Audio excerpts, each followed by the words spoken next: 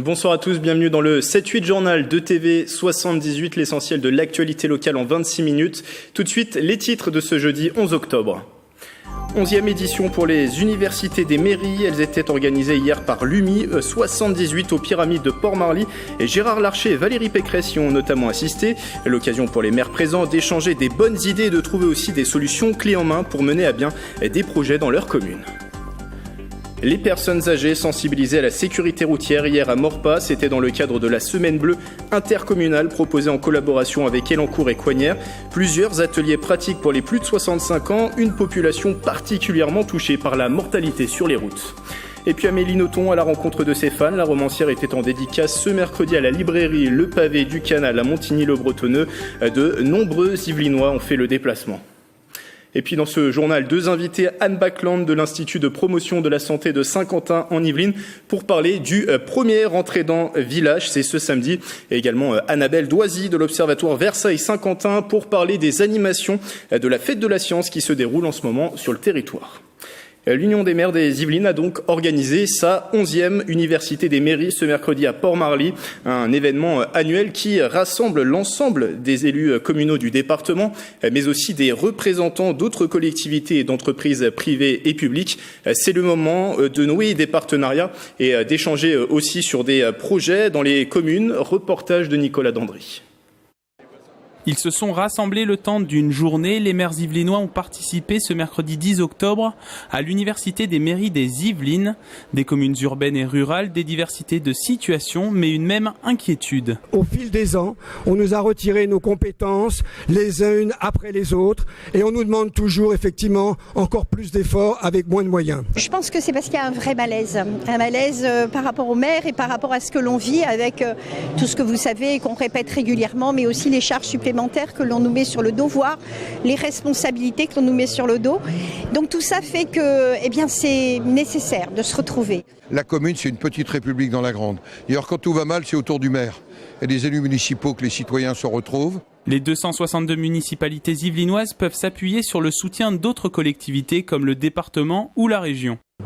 Nous sommes, nous, département, déterminés, quoi qu'on veuille faire, à rester le partenaire indispensable de vos communes et d'être toujours là pour tous vos besoins. La région intervient notamment en investissement pour aider les maires à concrétiser leurs projets, mais dans tous les domaines. Donc c'est très important pour moi d'être au contact avec les maires parce que c'est eux qui connaissent les problèmes. Présents lors de cet événement, les partenaires privés, gestion des déchets, de l'énergie ou encore construction de logements. La possibilité notamment pour le maire de Maurepas de faire le point sur un chantier en cours dans la zone Paris-Ouest. Ce projet d'écoquartier, nous le menons avec Kaufmann en grande partie. C'est une vraie mutation et donc on échangeait à l'instant sur ce beau projet puisque le chantier est en cours et il y a une autre parcelle qui va également muter. Donc voilà, c'est aussi de partager l'avancée des dossiers et de s'assurer que tout va bien. L'objectif étant pour la ville de créer du logement social puisqu'il y avait un déficit sur cette commune, également de pouvoir accueillir des nouveaux habitants sur Maurepas et de proposer un parcours résidentiel aux Maurepasiens, aux jeunes Maurepasiens qui avaient des difficultés à se loger dans le parc existant ancien. Des moments d'échange et de partage, les maires yvelinois se donnent rendez-vous l'année prochaine pour une nouvelle édition. Et vous pourrez retrouver prochainement sur notre site internet l'ensemble des interviews réalisées dans le cadre de cette 11e université des mairies. Une soirée pour découvrir l'ensemble de l'offre de l'agglomération de Saint-Quentin en Yvelines, le principe de la Welcome Party. Vous le voyez sur ces images, l'événement s'est déroulé ce mardi au Ski Cube.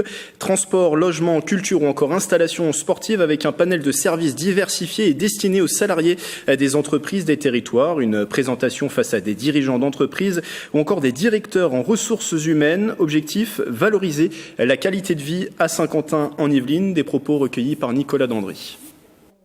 Moi j'ai vu des individus qui travaillaient quasiment à 1h15 ici, le jour où on leur a trouvé un logement ici, ils sont passés ils m'ont dit d'une heure 15, donc c'est-à-dire 2h30 aller-retour, à 15 minutes, puisque le hasard fait qu'ils étaient très proches, c'était 7 minutes et demie, vous imaginez la qualité de vie que vous retrouvez et puis en même temps la disponibilité vis-à-vis de votre entreprise, donc vous êtes moins stressé, etc. Donc on se bat.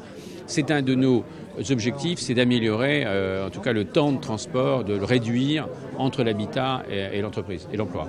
Avec les ressources humaines, les services de ressources humaines, on a ce qu'on appelle un welcome pack, donc de donner tous les avantages pour les salariés qui viennent travailler à Saint-Quentin, qu'ils aient le maximum d'avantages et le maximum de plaisir à travailler à Saint-Quentin et éventuellement à y vivre. Ils sont de gauche et de droite, 3 élus représentant les groupes d'opposition à Voisin-le-Bretonneux, Olivier Afonso, Jean H et Thierry Gastaud, ont mis de côté quelques instants leurs divergences politiques pour lancer un appel commun. Dans le viseur, le maire Alexandra Rossetti, il lui reproche de ne pas assez les associer au travail de la municipalité sur des dossiers importants comme la circulation, notamment sur la création d'une voie de contournement au sud de la commune pour désengorger le centre-ville. Le maire de Voisin est d'ailleurs en conflit avec celui de Magny-les-Hameaux sur le sujet. Écoutez les propos des 3 élus d'opposition. Il faut étudier le contournement de Voisin, mais la façon dont c'est communiqué est tout à fait le signe d'une manipulation. Et c'est ça qui ne convient pas, parce que c'est le caractéristique d'un manque de vision. Tous les conseillers municipaux devraient pouvoir travailler sur les questions qui concernent les Vicinois. Et nous, on est attachés à travailler et à proposer des solutions sur la circulation. On s'est mis en guerre, entre guillemets, avec le maire de Magny sur un projet dont nous, les élus de l'opposition, nous n'avons pas vu, mais les Vicinois ne sont même pas au courant de ce projet. Et nous vous proposerons un reportage la semaine prochaine sur le conflit actuel entre le maire de Magny-les-Hameaux et celui de Voisin-le-Bretonneux. C'est en ce moment la semaine bleue intercommunale organisée à Maurepas, Elancourt et Coignères. Au programme notamment une animation sur le thème de la sécurité routière proposée aux plus de 65 ans. C'était hier à la salle des fêtes de Maurepas. Le taux de mortalité chez les seniors a augmenté de 18% sur les routes yvelinoises en 2 ans. Une sensibilisation qui est donc primordiale. Regardez ce sujet de Manon Varaldo, la voix de Mickaël Elmidoro. Avec l'avancée de l'âge, il est important de rappeler certaines règles sur les dangers de la route. Les seniors ont participé à divers ateliers, simulateurs de voiture, actualisation des connaissances du code de la route, gestes qui sauvent ou encore parcours lunettes alcool. On est vraiment très mal. Je n'ai pas bu, je ne bois pas régulièrement et j'avais l'impression d'être sur un bateau. Des pompiers, des spécialistes de la police nationale et de la sécurité routière ont échangé avec les seniors. L'ambiance était détendue, pourtant l'enjeu était de taille. Véhiculer des messages adaptés aux seniors de plus en plus touchés. Le taux de mortalité sur la route chez les seniors a fortement augmenté dans le département ces dernières années. On est passé à plus 18% en quelques années, et surtout pour les plus de 75 ans. Les responsables de la sécurité routière souhaitent sensibiliser les seniors sur leur capacité à prévenir d'éventuelles difficultés. On a eu beaucoup d'accidents de seniors piétons. Ce sont des accidents où en fait un senior s'était engagé sur la chaussée et n'a pas fait attention à un poids lourd et s'est retrouvé dans l'angle mort du poids lourd et le poids lourd l'a écrasé du coup. Ça c'est un message à faire passer effectivement. Dire aux piétons, pas qu'aux seniors, attention aux poids lourds, ils n'ont pas les mêmes champs de vision qu'une automobile et donc ils peuvent ne pas vous voir quand vous êtes sur la chaussée. Cette action originale a retenu l'attention des principaux intéressés. Une 50aine de personnes étaient présentes. Je trouve que c'est très intéressant parce que quand on vieillit, on n'est pas aux dernières nouvelles au point de vue code de la route, surtout au point de vue performance. Ça fait du bien de se remettre en question. Des informations complémentaires sur les dangers de la route sont à retrouver sur le site internet de la sécurité routière. Et j'accueille sur ce plateau ma première invitée, Anne Bacland, bonsoir. Bonsoir. Vous êtes chargée de projet santé publique à l'IPS de Saint-Quentin en Yvelines. L'IPS, c'est l'Institut de promotion de la santé. Il organise avec ses partenaires cet événement. C'est le premier Rentrez-Dents Village, ce samedi au domaine du Mérentais, à Magny-les-Hameaux. Alors, c'est une journée dédiée, Anne Bacland, aux aidants. Qu'est-ce qu'on entend par aidant? À partir de quel moment est-on considéré comme aidant? Alors c'est très difficile de s'identifier soi-même en tant qu'aidant parce qu'on est souvent simplement la femme d'eux, la mère, l'enfant. Ce qui définit l'aidant, c'est en fait toute l'aide qu'il va apporter à un proche qui est en perte d'autonomie. En perte d'autonomie, quel qu'en soit le motif, par une situation de handicap, par une maladie invalidante. Et donc toute cette aide qu'on apporte au quotidien, qui peut prendre la forme d'une aide domestique, d'une aide psychologique, d'un soutien moral, d'une aide au déplacement. C'est toute l'aide qu'on apporte au quotidien à la personne pour qu'elle reste le plus longtemps possible en autonomie. Si on recontextualise un peu ce dossier des aidants, quel est le contexte actuel? Alors le contexte, c'est la journée nationale des aidants qui est positionnée le 6 octobre et pendant un mois qui suit cette journée nationale, on a la possibilité de s'inscrire en proposant des événements de proximité pour les aidants qui habitent le territoire. Et c'est le cas de cette journée. Et pourquoi justement proposer cette journée? Pourquoi s'associer à cet événement national?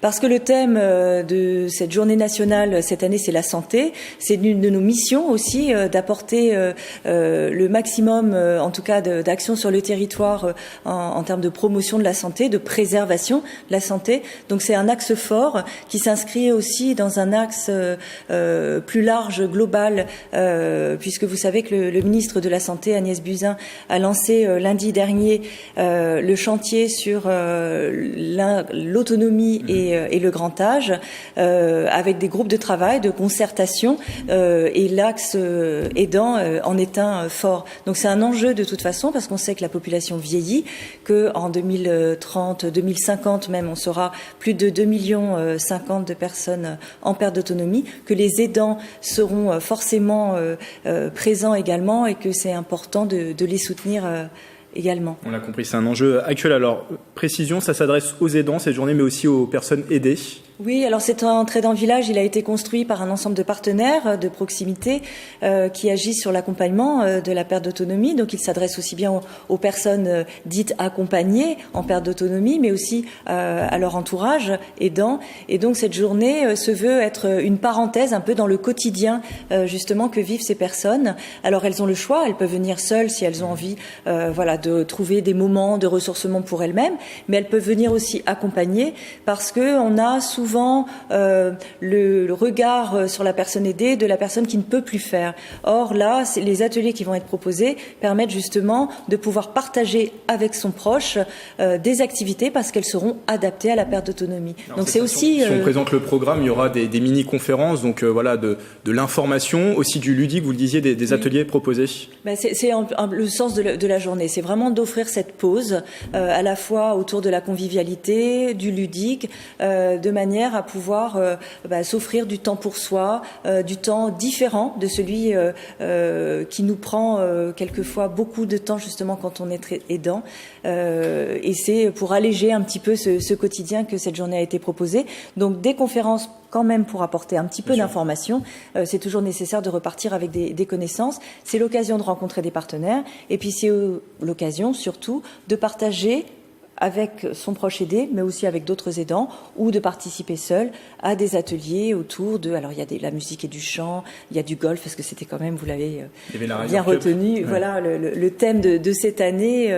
Il y a aussi des activités autour de la cuisine adaptée, de la danse, de la préservation de sa santé à travers l'activité physique.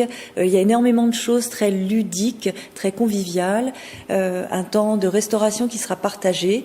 Et tout ce programme, bien sûr, on le retrouve sur le site internet de 50 ans en Yvelines. De 50 ans en Yvelines, accessible aussi auprès de l'équipe de l'Institut de promotion de la santé.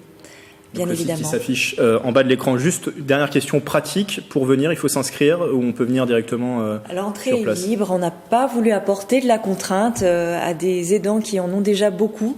Donc l'idée, c'est de venir au moment où on se sent disponible, où on a envie. Les personnes seront accueillies tout au long de la journée par l'IPS, mais aussi par ses partenaires qui ont construit la journée. Et puis, certains ateliers demandent une inscription, mais on le fera au fur et à mesure. Merci Anne Bacland d'avoir été avec nous. Je vous en prie. Et je rappelle que ce premier entrée dans Village se déroule samedi entre 10h et 17h. C'est au domaine du Mérantais à Magny-les-Hameaux. Le prix Goncourt est l'un des plus prestigieux prix littéraires en France. Cette distinction se décline aussi à destination des lycéens. Depuis 1988, des élèves âgés de 15 à 18 ans lisent et étudient les ouvrages sélectionnés.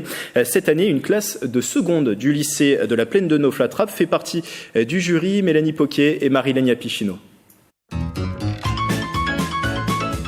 15 romans, plus de 4000 pages à lire en 2 mois. Cette seconde du lycée de la Plaine de Neaufle ne chôme pas depuis la rentrée. Elle participe au prix Goncourt des lycéens avec leur professeur de lettres. Pour une fois, la lecture, ça sort du cadre scolaire, de la lecture analytique, de la lecture linéaire, du commentaire composé, tout ça, c'est autre chose. L'idée, c'est de retrouver une forme de liberté par rapport au livre. Parce que souvent, il est vécu dans la scolarité comme étant une forme de contrainte. Le 15 novembre, un lauréat recevra le prix. Avant, il faut lire, découvrir de nouvelles techniques de lecture, échange avec leurs professeurs et organisation de l'emploi du temps. Je lis surtout le mercredi, après-midi, parce qu'on n'a pas cours. Le samedi aussi et le dimanche, du coup ça me prend mes week-ends. Et c'est pas grave, quand on aura fini, on sera content. Je me suis relié avec mon camarade. En groupe de 2, on lit les livres, les 15 livres. On lit pas comme si on lisait un livre normalement. En fait, on lit vite et on peut sauter des paragraphes ou des passages ou des pages. Pour les aider dans leur choix, les 30 trappistes ont pu rencontrer les auteurs. Durant une journée sur Paris, ils ont pu poser des questions lors de conférences. D'enrichir ma culture déjà, savoir aussi, du coup, quand je lis un livre, je me poserai différentes questions, des questions que je ne me suis pas forcément posées avant. J'ai trouvé ça intéressant parce qu'on pouvait voir leur esprit, en fait, ce qu'ils pensaient vraiment en écrivant leurs livres, et c'était intéressant du coup. Ça n'a rien à voir avec les rencontres avec les adultes, ils sont beaucoup plus spontanés, ils disent vraiment ce qu'ils pensent et tout, donc je trouve ça super. Encore un mois de lecture avant de devoir faire un choix. Avec le prix Goncourt des lycéens, certains élèves ont renforcé leur amour de la lecture, d'autres l'ont découvert. Jusqu'au 20 octobre, c'est la fête de la science, atelier, conférences, spectacle au programme à Saint-Quentin en Yvelines. Exemple, l'exposition Corps, Mouvement et Innovation à la Commanderie à Elancourt. Mélanie s'est rendue sur place pour nous la faire découvrir, le récit de Marilène Pichino. Pour la fête de la science, la Commanderie a décidé de nous parler du corps sous toutes ses coutures. L'exposition réalisée par l'Atelier des sciences de Saint-Quentin en Yvelines vous propose d'être acteur des explorations du corps humain. Il y a une grande tablette tactile qui s'appelle le Profiloscope, qui propose un dialogue avec une anthropologue, un dialogue virtuel avec une anthropologue, qui vous permet de constituer le profil biologique d'un squelette. Il y a également une exploration à la loupe du corps humain pour découvrir des anecdotes sur le corps humain. On propose également une exploration mathématique où le public est invité à se mesurer sous toutes ses coutures et pourquoi pas étudier la divine proportion. Une exploration microscopique avec un microscope en réalité virtuelle. La deuxième partie n'est pas de tout repos et permet de découvrir le mouvement. Quant à la troisième, elle nous plonge dans le futur et nous parle innovation dans le domaine de la mobilité et de la motricité, avec par exemple la présentation d'une maquette d'exosquelette. Ce n'est pas juste pour les enfants, mais les enfants apprécient cette exposition et les adultes aussi. On a justement essayé d'apporter à la fois des connaissances pour les adultes et aussi une découverte plus ludique pour les enfants.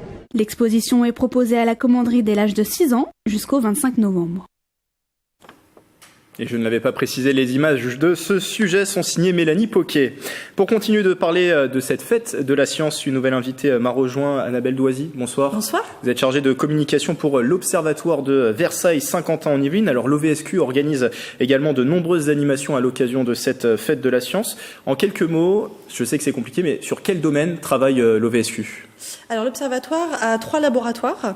Il y en a un premier qui travaille sur l'adaptation des populations au changement climatique en zone arctique. Un laboratoire qui travaille sur le climat, sur la recherche sur le changement climatique, est impliqué dans le GIEC. Et puis un laboratoire de spatial, qui est impliqué dans des missions spatiales d'envergure internationale. Pourquoi s'associer chaque année à la fête de la science ? Pourquoi c'est important pour l'OVSQ ? C'est très important pour plein de raisons. J'ai envie de vous dire que la première, c'est répondre à notre mission de service public en fait. C'est une fête nationale qui nous permet d'ouvrir nos portes. Je pense qu'on doit ça au public, aux enfants, aux adultes, aux familles. C'est très important pour nous. C'est aussi de rencontrer les hommes et les femmes qui composent ce monde de la science, qui le font vivre. Absolument.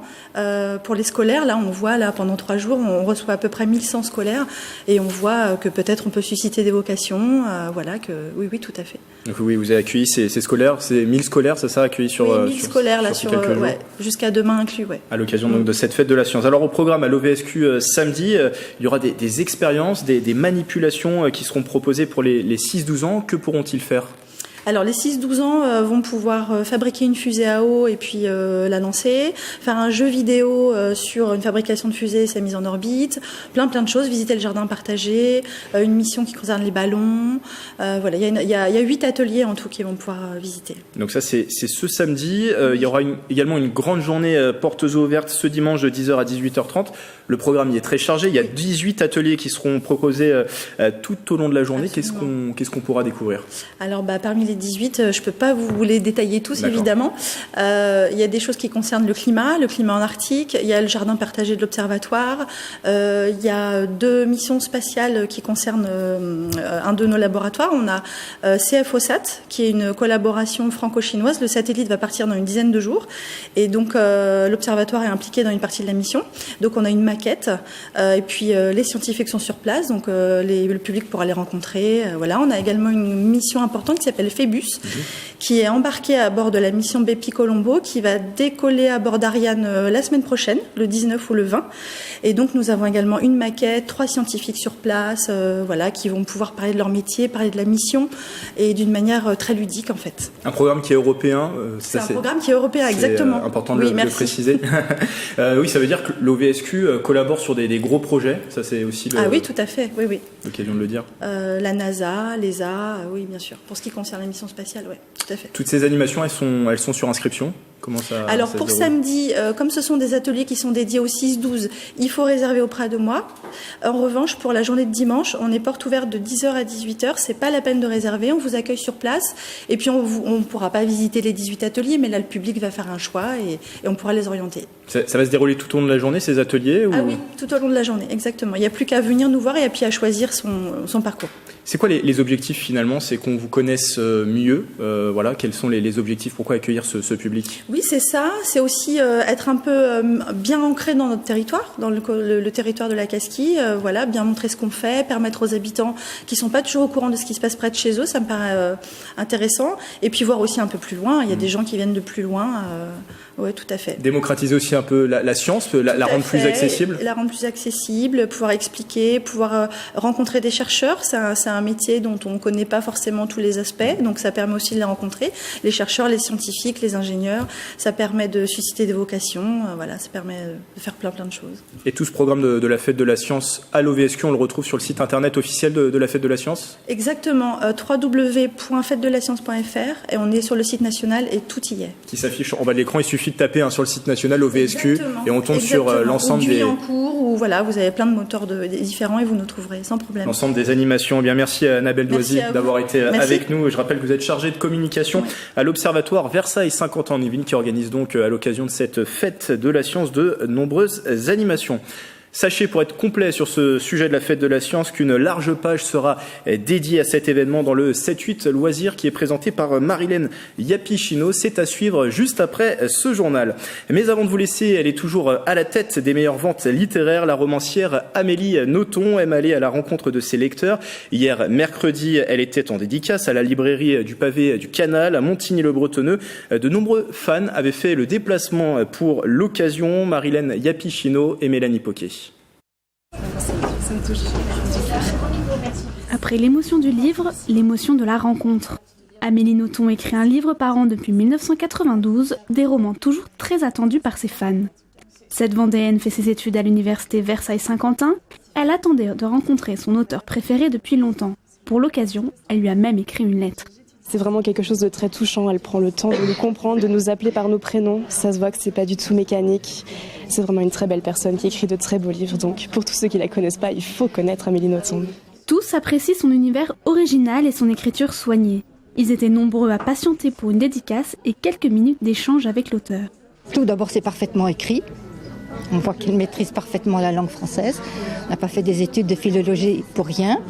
Et puis, c'est un pur bonheur. Elle est super. Elle est adorable. Elle est très, très proche, visiblement, de ses lecteurs. Et c'est très agréable. Une rencontre tout aussi appréciée de l'autre côté de la table. Amélie Nothomb n'était pas revenue à Saint-Quentin en Yvelines depuis 3 ans. Elle y a trouvé un accueil très chaleureux. Vous savez, quand on écrit, et quand on écrit au degré où j'écris, on est terriblement seul forcément, et on ne sait pas si ce qu'on écrit a un sens, et on sait encore moins qui se cache de l'autre côté du papier. Alors le moment où on découvre, c'est le moment de vérité maintenant, c'est le moment où on découvre qui se cache de l'autre côté du papier, croyez-moi, c'est bouleversant. Son dernier roman, Les Prénoms d'Épicène, est sorti le 22 août dernier et s'est classé directement en tête des ventes de la rentrée littéraire. C'est la fin de ce 7-8 journal. Cette édition et l'ensemble de ces reportages sont à retrouver sur notre site internet et notre application mobile TV 78. Demain, vendredi, vous retrouverez Wilfried Richie à la présentation du 7-8 l'hebdo. C'est une émission pour revenir sur l'ensemble de l'actualité yvelinoise de la semaine. Et nous, on se retrouve dès lundi pour une nouvelle semaine d'information locale avec TV 78. Belle soirée à tous.